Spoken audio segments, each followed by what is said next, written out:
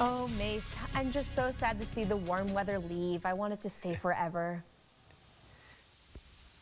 Well, at least we're going to have a couple of days here closer to 60. We may not make 60 degrees like we did today. 61, our high in Mankato, and even mid-60s Worthington, made it all the way to 70 there in Sioux Falls and Spencer. So, yeah, we may not be as warm, Maddie, but it looks like at least temperatures will stay in the upper 50s. Sunshine out, mid-50s, not too bad for at least this time of year.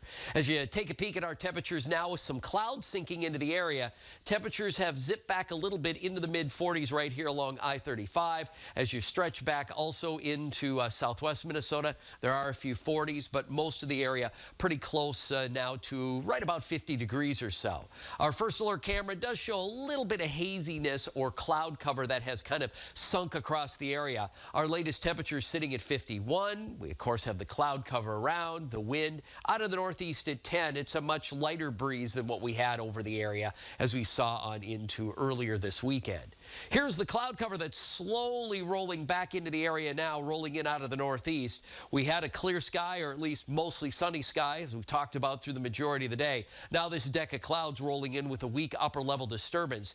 As we look up to the northwest, there are some clearing pockets into northeastern Minnesota, up into the Arrowhead and Iron Range. That's with an area of high pressure, and I think that will shove southward into the overnight and bring some chilly conditions, especially into eastern Minnesota, the better chance of a frost.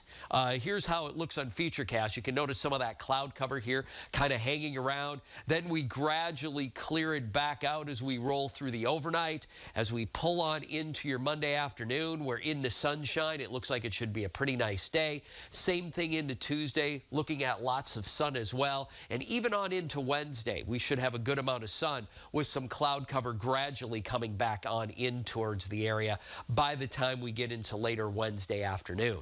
That's as a low pressure center starts to develop down here to our southwest. You'll see it begin to roll up slowly at us, bringing in a little bit of rain into northern Iowa by early Thursday morning, and then some showers start to roll in all across the area Thursday afternoon with that low drifting up from the south. We'll continue to see rain, possibly pretty steady as we look into Friday, and then a cool, chilly, showery pattern, maybe even setting up early Saturday morning before it all moves out.